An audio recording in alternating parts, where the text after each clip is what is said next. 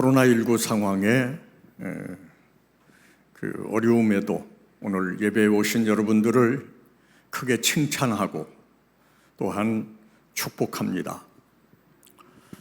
아무쪼록 여러분 모두 영이 잘 되고 범사가 잘 되고 강건하시기를 주님의 이름으로 축원합니다. 오늘 설교 제목이 그리스도인의 자존심입니다. 그리스도인의 자존심, 예수 믿는 사람의 자존심. 자존심의 사전적 정의는 남에게 굽히지 아니하고 스스로를 높이는 마음. 남에게 굽히지 않고 스스로를 높이는 마음이 자존심이라고 합니다.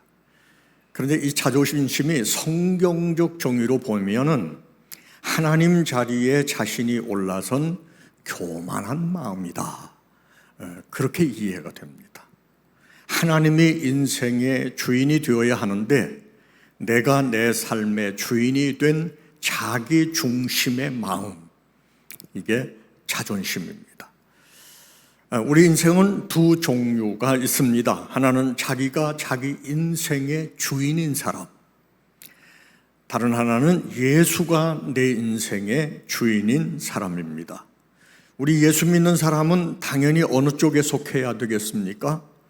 예수가 주인인 삶입니다. 그래서 예수 믿는 사람들의 자존심은 주인이 예수님이니까 예수 믿는 사람들의 자존심은 내 자존심이 아니라 예수님의 자존심, 하나님의 자존심이 되어야 합니다.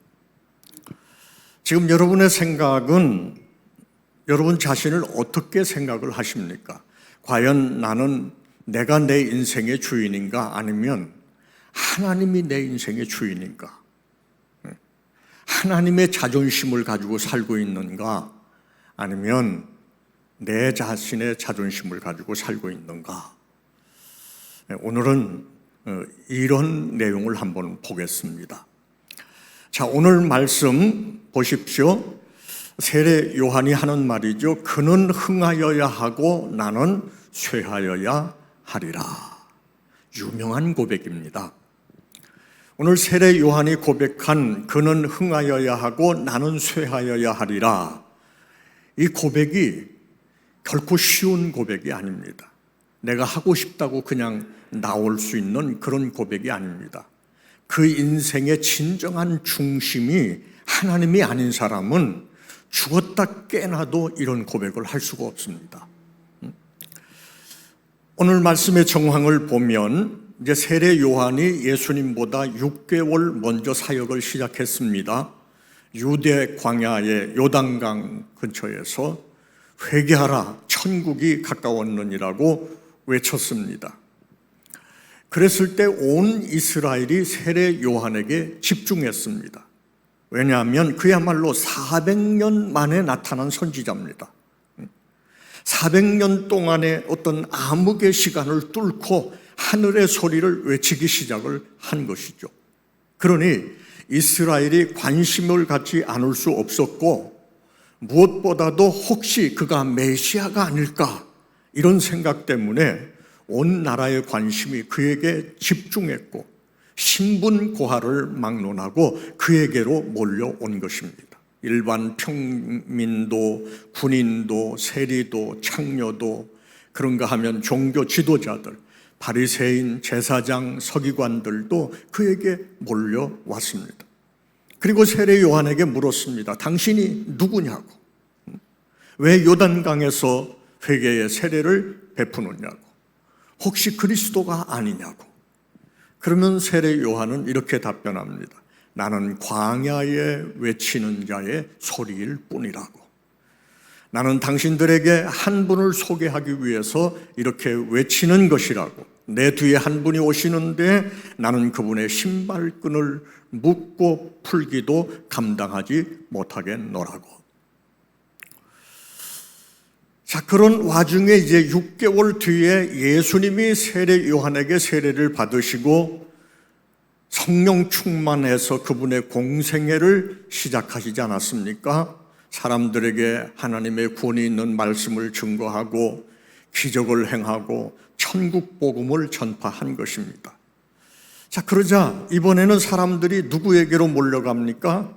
세례 요한에게 몰려왔던 사람들이 예수께로 몰려가기 시작한 것입니다.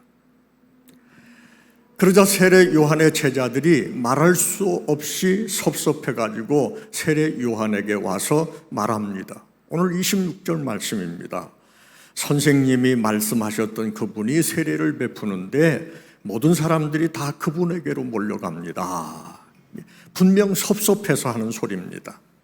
자기 스승에게 몰려왔던 사람들이 다 예수께로 몰려가니 인간적으로 볼 때 얼마나 섭섭하겠습니까? 마치 이런 것이죠. 제가 냉면집을 하는데 맛이 있어서 사람들이 줄을 서서 먹습니다. 그런데 어느 순간에 조금 떨어진 곳에 또 다른 냉면집이 들어섭니다. 집도 크고 시설도 좋습니다. 그러자 우리 집에 몰려오던 손님들이 다 어디로 가요? 그 집으로 가는 겁니다. 그러면 제 심정이 어떻겠습니까? 어떤 의미에서는 그 사람이 죽이고 싶도록 미울 수도 있는 얘기죠. 지금 오늘 말씀의 세례 요한의 정황이 이런 것입니다. 그래서 세례 요한의 제자들이 와가지고 사람들이 다 저쪽으로 간다고 너무너무 속이 상한다고 푸념을 하는 것입니다. 자, 그러나 세례 요한은 제자들의 그런 말을 듣고 마음으로부터 차오르는 기쁨이 있습니다. 환희를 느낍니다. 정말 말할 수 없는 기쁨이 밀려오면서 고백을 하는 것입니다. 29절에 30절이죠. 신부를 취하는 자는 신랑이나 서서 신랑의 음성을 듣는 친구가 크게 기뻐하나니 나는 이런 기쁨으로 충만하였노라. 그는 흥하여야 하고 예수는 흥하여야 하고 나는 쇠하여야 하리라. 여러분, 이게 무슨 얘기입니까? 예수님이 신랑이라면 세례 요한은 누구라는 거예요? 신랑 친구라는 거죠. 신부를 취하는 자는 신랑이지 신랑 친구가 아니라는 겁니다. 결혼식의 주인공은 신랑이나 신부이지 신랑의 친구가 아니라는 것입니다.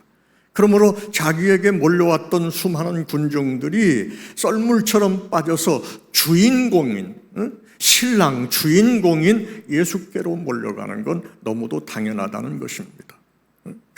결혼식장에서 신부를 취하는 자가 신랑이잖아요. 그런데 그 신랑 친구들이 신랑의 음성을 듣고 함께 기뻐하는 것처럼 나는 지금 그런 기쁨으로 충만하다. 예수 그분이 주인공이다. 나는 들러리다.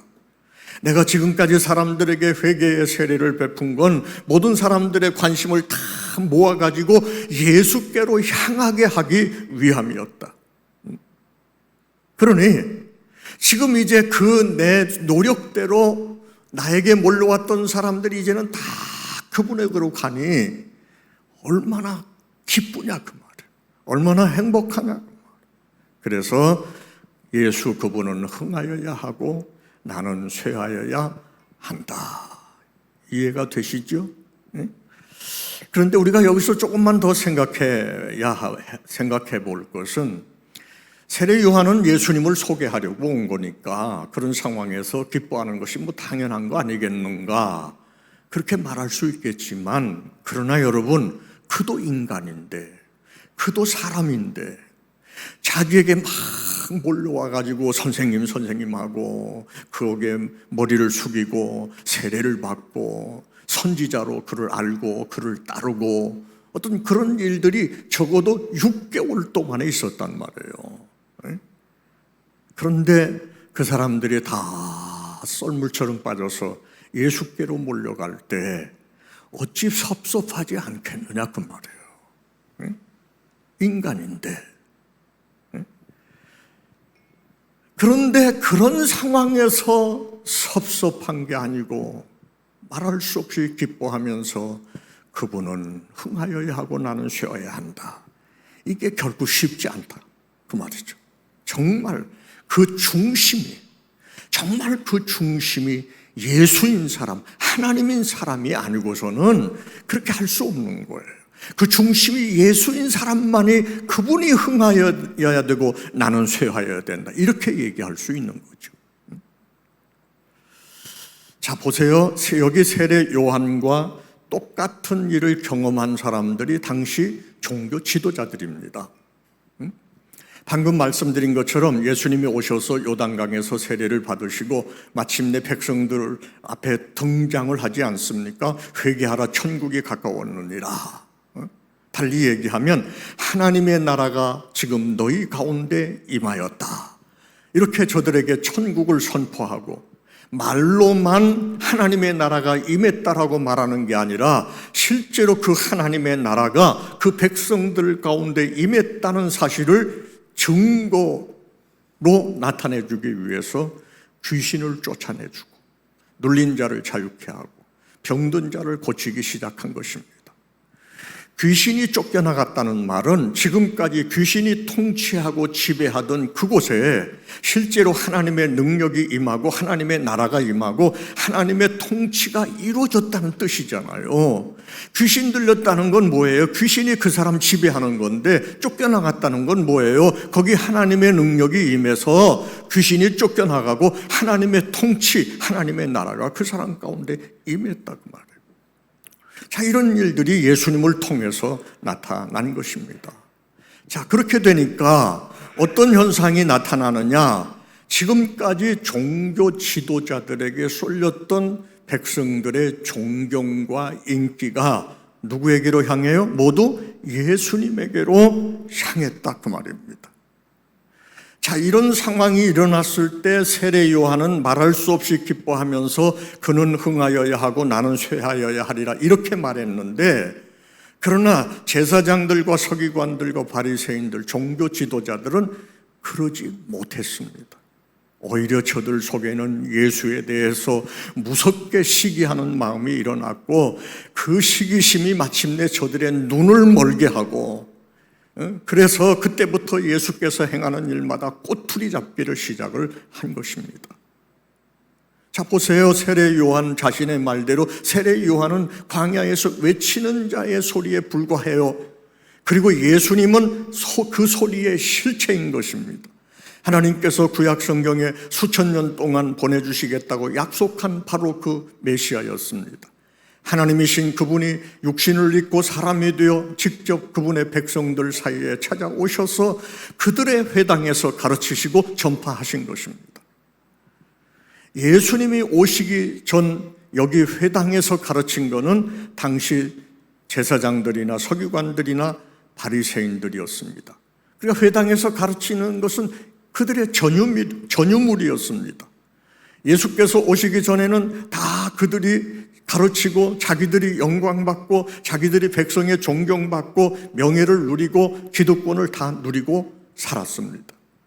원래 하나님께서 저들을 제사장 삼고 서기관 삼고 장로로 삼고 지도자로 삼은 것은 하나님의 백성을 잘 가르치고 지도해서 하나님을 잘 섬기게 할 뿐만 아니라 하나님이 보내실 메시아를 기다리고 그분이 오셨을 때 그분을 잘 영접해서 구원받도록 하라고 그들을 세운 거거든요. 그런데 저들은 자기들이 하나님의 자리에 앉아서 백성들 앞에 군림하고 모든 명예와 모든 인기 다 누려온 것입니다. 다 누려온 거예요, 그들이. 그런데 이제 예수께서 오시면서부터 그 모든 백성들의 관심이 예수께로 쏠려버린 것입니다. 그럴 때 저들은 무서운 시기심이 일어나고 예수를 미워하고 결국은 예수를 죽인 것입니다. 왜 그렇습니까? 그 정황이 세례 요한과 똑같은데 왜 세례 요한은 주는 흥하여야 하고 나는 쇠하여야 하리라고 하면서 기뻐하고 저들은 왜 예수를 미워하고 죽이려고 그러느냐 그 말이에요. 왜 똑같은 상황이 벌어졌는데 왜 이렇게 상반된 그런 반응을 했느냐 그 말이에요. 여러분, 이게 굉장히 중요한 얘기예요. 왜 그랬을까? 세례 요한의 중심은 하나님께 있었습니다. 그러나 당시 종교 지도자들의 중심은 하나님이 아니라 자기가 있었다는, 자기가. 그들의 중심이 하나님을 왕으로 섬긴 게 아니라 자기 자신들이 왕이었었다고 말해요. 자기가 자기의 주인이었다. 자기가 자기 인생의 주인이었다. 그러니까 누군가가 와서 그분이 하나님일지라도 자기에 있는 것들을 뺏어가려고 하는 것처럼 여겨지니까 미워하고 죽이려고 하는 거예요. 그러나 세례 요한의 중심은 하나님이니까, 예수님이니까, 그분이 높아지고 그분이 영광받고 그분이 찬송받으니까 그게 기쁨이 되는 거예요. 행복이 되는 거예요. 만약에 서기관, 바리새인, 제사장, 이 종교 지도자들이 그들의 중심이 정말 하나님이고 그들의 관심이 정말 하나님의 통치와 하나님의 나라라면 예수 그리스도를 통해서 나타나는 그 하나님의 통치와 구원, 예수님이 오셔서 행하신 모든 표적들이 뭐였나요? 왜 표적이라는 말을 쓰는가요? 거기 하나님의 나라가 임했다는 거예요. 지금 하나님의 나라가 임해서 귀신이 쫓겨나갔다는 거예요. 병든 자가 일어났다는 거예요. 그렇게 하나님이 오셔서 그분의 통치와 구원을 이렇게 보여줬을 때 그걸 보고 야, 여기 하나님의 놀라운 역사가 일어났구나. 그러면서 그 당사자이신 예수 그리스도께 기꺼운 마음으로 무릎을 꿇었을 거란 말이에요. 무릎을 꿇고 왕이시여 이제 오셨습니까? 우리가 수천 년, 수백 년을 기다려왔습니다. 그런데 우리 시대에 주님이 오시다니요. 너무도 감격스럽습니다. 정말 환영합니다. 이렇게 예수님을 환영하고 예수님을 모셔드리고 지금까지 자기들을 지도자로 알고 따르던 그 모든 백성들을 향해 가지고 여러분 보십시오. 이분이 바로 우리가 그동안 그렇게 기다려오던 바로 그분입니다. 모세가 예언하고 선지자들이 수백 년 동안 예언했던 바로 그분, 우리가 그동안 입이 닳도록 여러분들에게 가르쳤던 바로 그분, 메시아, 구원자, 하나님의 아들, 이분 예수가 바로 그분입니다. 이렇게 외치면서 그 백성들과 함께 예수님 앞에 무릎을 꿇고 경배를 드렸을 거라 그 말이에요. 그들이 정말 중심이 하나님이었다면. 그런데 그들의 중심이 철저하게 이기적이고 자기중심적이고 하나님이 아닌 자기를 위하여 그동안 제사장 노릇하고 그동안 서기관 노릇했기 때문에 정작 그들의 주인이신 예수 그리스도가 왔을 때 그분을 죽인 것입니다.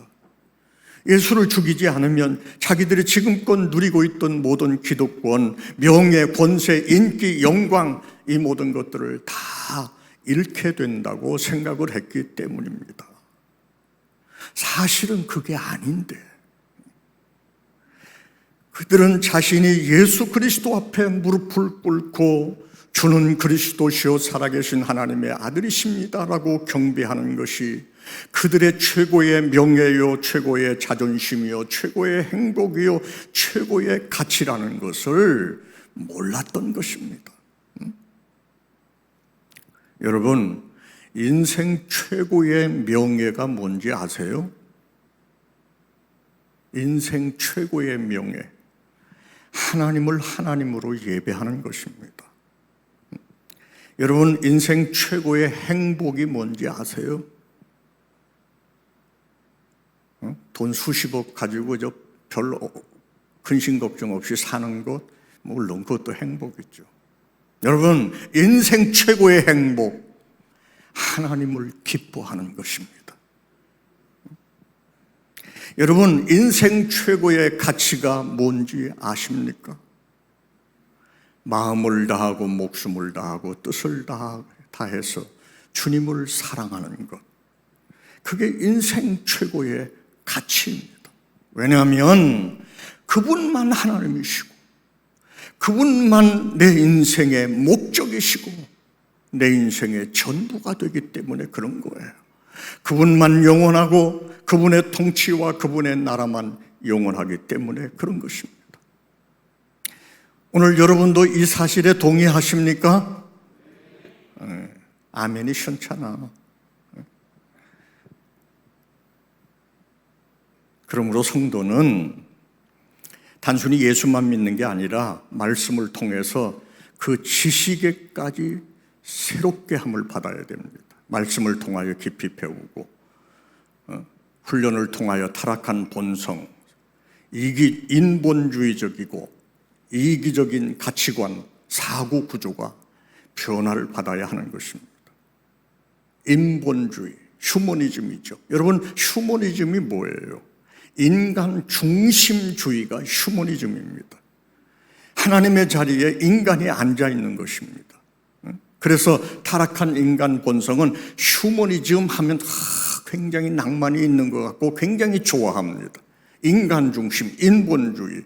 그러나 실상은 우리의 이 휴머니즘이 깨어져야 하는 것입니다.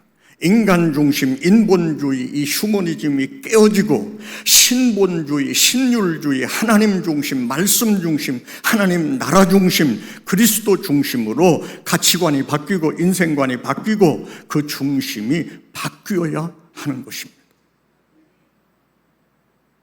여러분, 예수 믿는 사람은 이게 바뀌어야 돼요. 그렇지 않으면 예수를 믿으면서도 우리가 예수를 섬기는 것이 아니라 예수가 나를 섬기는 잘못된 예수, 기복주의 신앙으로 전락하는 것입니다. 내가 예수를 위해서 존재하는 것이 아니라 예수가 나를 돕기 위해서 존재하고 예수가 나를 구원하기 위해서 존재하고 예수가 나에게 복을 주시기 위해서 존재하고 예수가 나에게 천국을 주기 위해서 존재하는 그 주객이 전도된 변질된 신앙이 되는 것입니다. 여러분, 잘 깨달아야 됩니다. 자, 보세요. 분명 예수님은 나를 돕는 분이시죠. 그분은 나를 구원하기 위해 이 땅에 오신 것 맞지요? 오직 나를 구원하기 위하여 십자가 지신 것도 맞지요? 나에게 영생을 주시고 천국을 주시려고 이 땅에 오셔서 십자가 지신 거 맞지요? 여기까지는 다 맞는 얘기예요. 그러나 그럴지라도 예수는 나를 위해 존재하는 것이 아닙니다. 내가 예수를 위해 존재하는 것입니다. 여러분, 구원이 뭐예요? 영생이 뭐예요? 천국이 뭐예요? 내 중심으로 구원을 해석하면 구원에 대한 올바른 대답이 나오지 않는 것입니다. 내 중심으로 영생을 해석을 하면 영생의 진정한 의미가 왜곡되는 것입니다. 내 중심으로 천국을 해석하면 무서운 오해를 하게 되는 것입니다. 여러분, 도대체 구원이 뭔가요? 죄에서, 지옥에서 구원받는 것이죠? 맞습니다. 그러면 죄는 뭐고 지옥은 뭐냐 그 말입니다. 구원이 죄에서 구원받고 지옥에서 구원받는 거라면 죄는 뭐고 지옥은 뭐냐? 여러분, 하나님을 떠나서 내 마음대로 사는 것이 죄요, 하나님이 안 계신 곳이 지옥입니다. 그러므로 구원은 그 하나님 품으로 돌아가는 거예요. 하나님을 떠나는 것이 죄니까 하나님 품으로 돌아가는 게 구원이요, 하나님을 떠나서 내가 하나님 돼가지고 내 마음대로 사는 것이 죄니까 이제는 내가 하나님 되었던 삶에서 내려와서 하나님을 하나님으로 섬기는 그 본래의 생명 질서 속으로 들어가는 것이 그게 구원입니다. 구원. 여러분, 영생이 뭔가요? 영원토록 오래 사는 건가요? 아니요. 생명의 근원이신 하나님을 떠나는 것이 죽음이었기에 그 하나님께로 돌아가서 하나님하고 함께 사는 게 영생이에요. 그 중심이 하나님이란 말입니다. 여러분, 천국이 뭐예요? 하나님이 통치하는 바로 그곳이 하나님의 나라고 천국입니다. 하나님이 왕이 되셔서 하나님이 통치하고 다스리는 나라, 다스리는 마음, 다스리는 가정, 다스리는 교회, 거기가 하나님의 나라의 천국입니다. 그러니까 천국의 주인공이 아니고 하나님입니다. 내가 중심이 아니고 하나님입니다. 그러니까 구원이든 영생이든 천국이든 그 중심이 내가 아니고 하나님입니다. 그러므로 내가 구원 얻는 것, 영생 얻는 것, 천국 간다는 것은 철저하게 하나님 중심이 되는 것입니다. 하나님만 예배하는 거고 그분께만 영광 돌리고 그분만 섬기는 것이고 그분을 위하여 존재하는 것입니다. 그게 바로 구원이에요. 영생이에요. 천국이에요. 그렇기 때문에 우리가 하나님 앞에 무릎 꿇는 것이 최고의 명예가 되고 그분을 예배하는 것이 최고의 행복이 되고 그분을 섬기는 것이 최고의 가치가 되는 것입니다. 이게 그리스도인의 자존심이에요. 그리스도인의 자존심은 내가 높아지는 게 아니고 그분이 높아지는 것, 그분이 기뻐하는 것이 내 기쁨이 되고 그분이 영광 받으시는 것이 내 행복이 되고 그분이 예배 받으시는 것이 내 최고의 가치가 되는 것, 이게 그리스도인의 자존심입니다. 그러므로 성도는 그리스도가 인생의 중심이기 때문에 내 자존심으로 사는 게 아니라 예수 그리스도의 자존심으로 사는 거예요. 그래서 바울 사도는 일찍이 이런 진리를 깨닫고 갈라디아서에서 이렇게 고백을 했지요. 같이 한번 이걸 읽어볼까요? 시작. 이제는 내가 사는 게 아니요 오직 내 안에 그리스도께서 사는 거예요.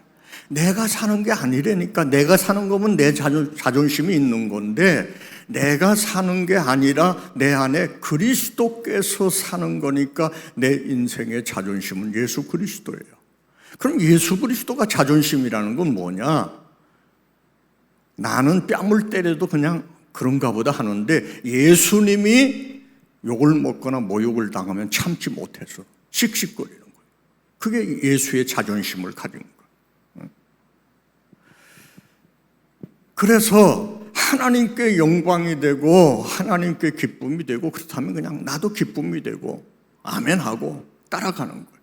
여러분 교회 생활도 교회의 머리가 누굽니까? 예수님이잖아요. 그리스도가 머리라는 말은 교회 중심이 예수님이라는 말입니다. 그렇기 때문에 교회에서 예수님이 존귀 여김을 받고 그분의 뜻이 이루어지는 거라면 우리는 언제든지 아멘하는 거예요. 내 기분 따라서 아멘하는 거 아니에요. 그분의 이름이 높아지고 그분이 존귀 여김을 받고 그분의 뜻이 이루어지는 거라면 아멘, 아멘. 내가 힘들어도 아멘. 아시겠어요? 그게 교회예요. 그게 예수의 자존심을 가지고 사는 사람들의 모습이라고요. 여러분 왜 목사에게 순종해야 하는지 아세요? 교회의 머리이신 그리스도가 위임하신 권위 때문에 목사에게 순종하는 게 아닙니다. 그리스도로부터 위임된 권위 앞에 순종하는 것입니다. 그러므로 그리스도가 위임하신 그 권위 앞에 복종하지 않는다면 인간적인 자존심 가지고 생각하기 때문에 그런 겁니다. 내가 왜 목사에게 복종해야 돼? 내가 왜 교회 제도에 복종해야 돼? 아직도 인간적인 자존심을 가지고 예수를 믿기 때문에 그런 생각을 하는 거예요. 그러므로 여러분, 우리는 내가 예수 믿었다는 게 뭐냐? 이제는 예수님이 주인 됐다는 거 아닙니까? 예수의 자존심 가지고 살기 시작을 했다는 말이에요. 자, 그러면 어떤 자존심을 가지고 살아야 되나 몇 가지만 한번 정리해 보면, 첫째, 우리 그리스도인들은 복음에 대한 자존심을 가지고 살아야 됩니다. 복음. 무슨 얘기냐? 오직 예수 그리스도를 믿음으로써만 구원받는다라고 하는 이 복음에 대한 자부심. 구원의 길은 예수밖에 없다라고 하는 십자가만이 유일한 우리 인생의 모든 문제 해결이 되고 해답이 된다는 이런 분명한 믿음, 이 자존심. 죽었다 깨나도 예수를 통해서만 구원받는다라고 하는 이 분명한 믿음에 대한 자존심이에요. 누가 뭐라 그래도 이게 예수를 믿는 사람들이 가지고 살아야 하는 자존심이에요. 그렇기 때문에 어디 가서 예수님이 욕먹거나 그러면 못 참는 거예요. 나 때문에 예수님이 욕먹는 일이 생기면 안 하는 거예요. 안 하는 거. 참는 거예요. 손해보는 거예요. 손해보는 거예요. 두 번째, 죽어도 죄와 타협하지 않는 자존심. 불의와 타협하지 않고 목숨 걸고 신앙의 절개를 지켜내는 것. 죄와 타협하고 불의와 타협하느니 차라리 지구를 떠나겠다. 이런 각오와 결심으로 예수 믿는 것. 여러분, 이게 그리스도인의 자존심입니다. 예수를 믿는 사람은 적어도 이런 자존심을 가지고 예수를 믿어야 한다, 그 말입니다. 그 다음, 교회 장로님들, 안수 집사님들, 권사님들은 중직자의 자존심을 가져야 됩니다. 적어도 내가 하나님의 교회에서 교회를 짊어지고 하나님의 나라를 이루어갈 기둥으로 세움을 입었다라고 하는 그 신령한 자존감. 교회 중직자들이 주일날 예배드리는 정도에 머물러서는 안 되는 것입니다. 성도가 예배드리는 건 너무나 당연한 것이기 때문에 성도라면 누구나 해야 하는 기본이 있죠. 그러나 중직은 그 기본을 넘어서 헌신을 위해서 직분을 맡은 자들입니다. 중요한 일을 감당하고 하나님의 거룩한 일을 위해서 헌신하고 희생하고 자신을 바치기 위해서 세움을 입은 것입니다. 이런 자세를 지키기 위해서 기꺼이 희생을 하고 시간을 바치고 물질을 바치고 몸을 바치고 형편대로 하는 게 아니라고. 아시겠어요? 예수는 형편대로 믿는 게 아니라고요. 말씀대로 믿는 거지.